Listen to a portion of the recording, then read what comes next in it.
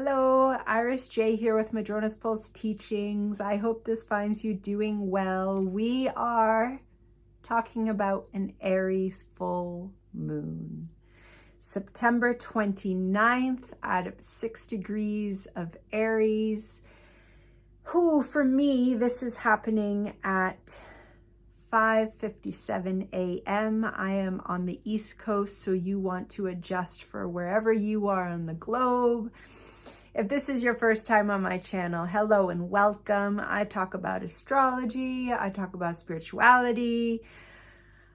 I mostly do transits with astrology and the energies that we're all working with, but I am slowly updating always more just kind of astrology teachings, spirituality teachings, especially around looking at things in your natal charts, especially around pushing back a little bit around pop culture, astrology, pop psychology.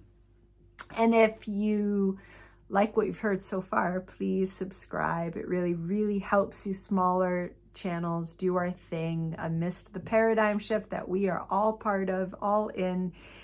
And what does our full moon have to say about that paradigm shift? I'm just going to have a sip of tea. I'm having tea with you. I really do hope that you're all doing well. We are in a really interesting time. When I'm making this, I don't know when you're watching this video, but we're just coming up to equinox.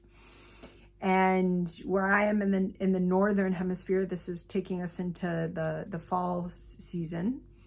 And this is going to bring us into eclipse season. This is going to bring us into the final months, especially the final intensity, and then the waning of Pluto square the nodes. That's active in our full moon. And it is absolutely a time of change. Now, every time I say that, at once someone made a comment on a video and they were like, but it's always a time of change. That's what astrologers are always saying.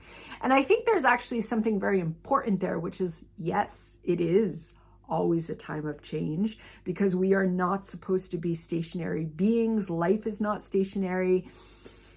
The planets that we work with, the moon, the sun, the earth, everything is always moving. We're always shifting. We're always evolving. It's why we come into these human journeys, is for our soul to evolve in this particular way at this particular time.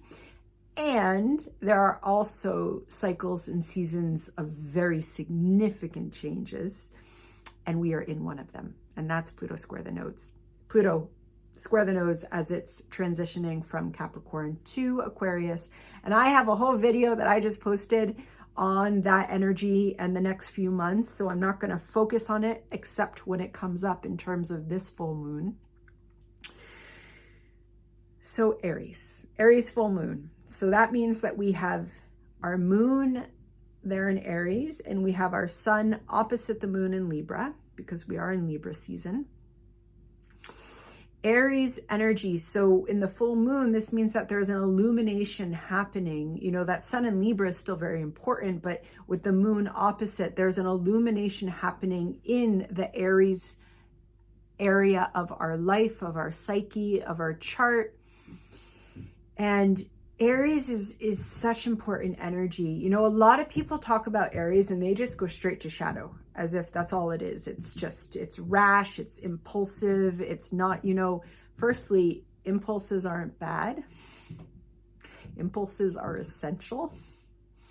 And the more we get in touch with our impulses and the language that this body mind is always speaking in relationship to the environments that we're within, well, that can take years of therapy away. Because oftentimes what we're doing in therapy is depending upon the type of therapy. There's a lot of different types of therapy. Is partly learning to get back in touch with those Aries impulses. Aries is the most primal fire that there is. It is the first sign of the zodiac. Aries is our impulses. It is impulse in the sense of an intuition as well. Fire is absolutely intuition. It is an energy that doesn't always like a boss. It is an energy that is kind of a pioneering spirit. And that comes from Aries energy, trusting the impulse, speaking through the impulse. Aries is often willing to go do things or explore things or try things that other energies aren't necessarily willing to try. And that comes because of those impulses, because it's not thinking. Aries gets the impulse, gets the insight, and it wants to act on it.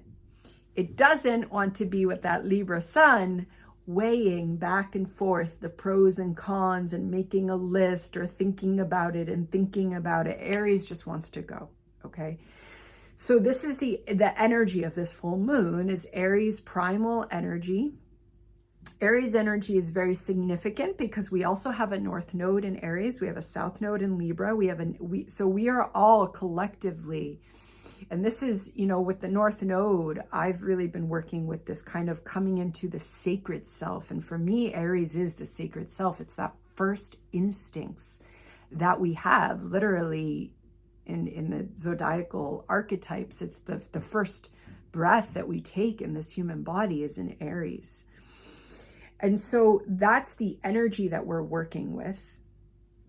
Wherever you have that 6 degrees of Aries in your chart, that's really where you want to look at your chart. And if this is your first time watching, or you're not so sure about your chart, what the houses mean, you can look at the link I have below, which is going through the houses, understanding the houses, and just click on the house that you have Aries, 6 degrees of Aries in, and that will kind of bring up the themes that this full moon is working with you.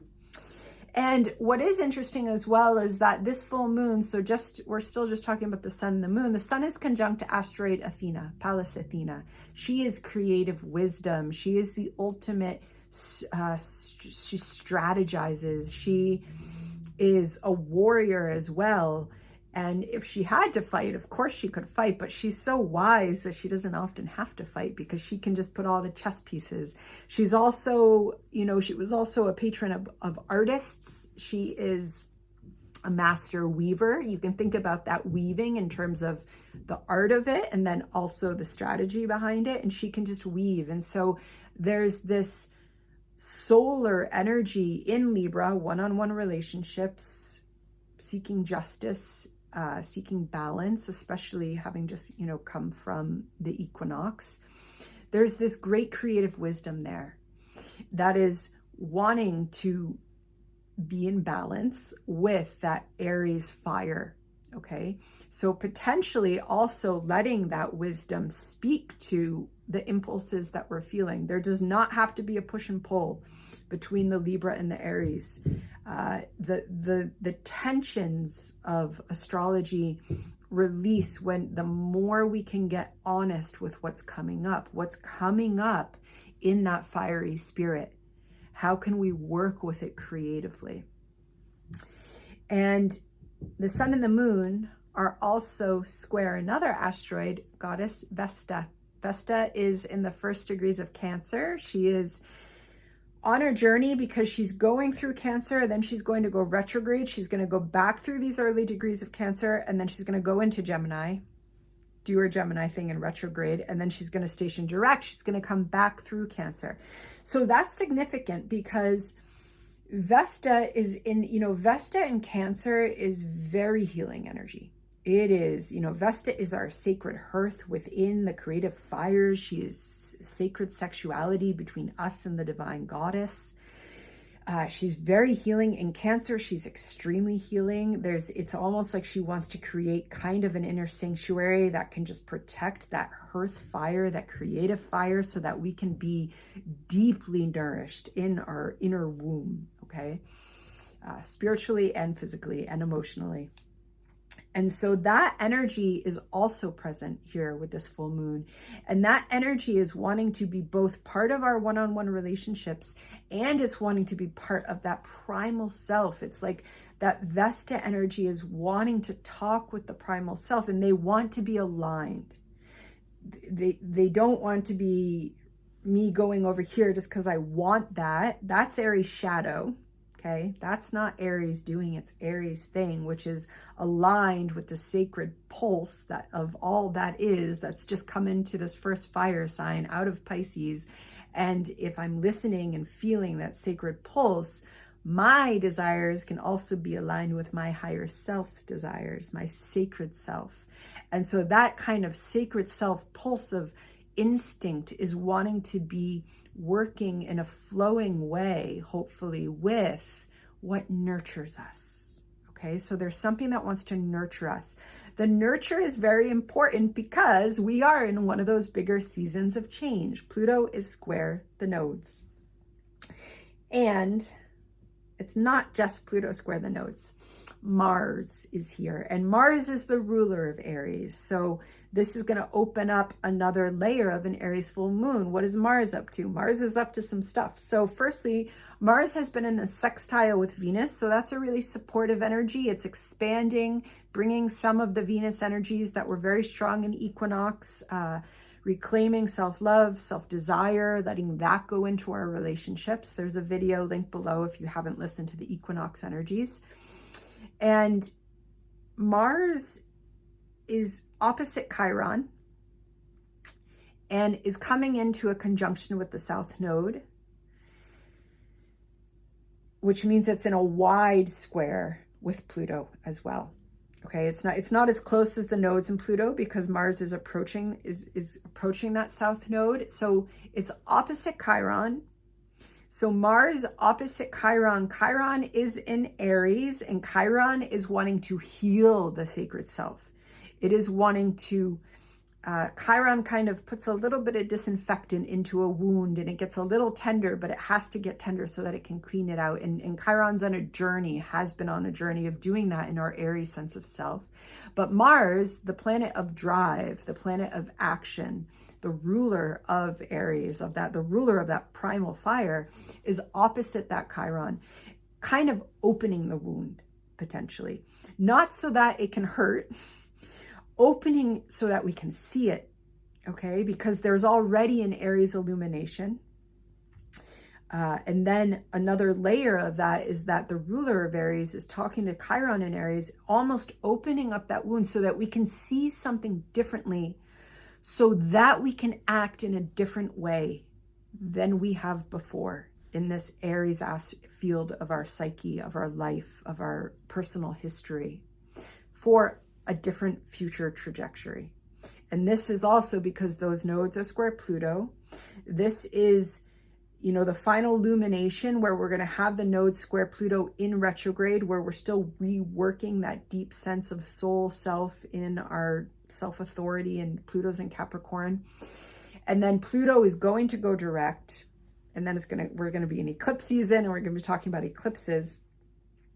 But right now, Pluto is square those nodes, and then Mars is part of that conversation. Chiron is part of that conversation. So it's really opening up our awareness to this aspect of ourself. What is your sacred self? What are the impulses of yourself calling you to now? Okay, and I think it's so important. What are they calling you to now? Because we are always changing, because we are in these seasons of change, because an Aries full moon is about us and what we feel in this moment, okay? What are we being called to now? And you can just really take some time during this full moon to feel that, and then also feel how your life is changing, how, and again, this is where a natal reading is going to open up the houses and the way these layers are speaking with each other. But even if you're brand new to astrology, you can just hear this kind of narrative and think about how your life is changing, how your sense of self is changing, how your sense of self-authority is changing, what the word authority even means, because we could talk for quite a long time about problematic understandings of that word, but also very kind of reclaimed, healthy understandings of that word. And all of these themes are coming up now. And we're through with this full moon, we're just coming through that equinox threshold, and we're moving into a new season, and we're moving into a new season of selfhood. And that is also signaled because the North Node is in Aries, okay? So there is a lot for you to chew on with this full moon. I hope that you are doing well, feeling the energies, and at least a little bit excited. And I will see you when I see you. Take care.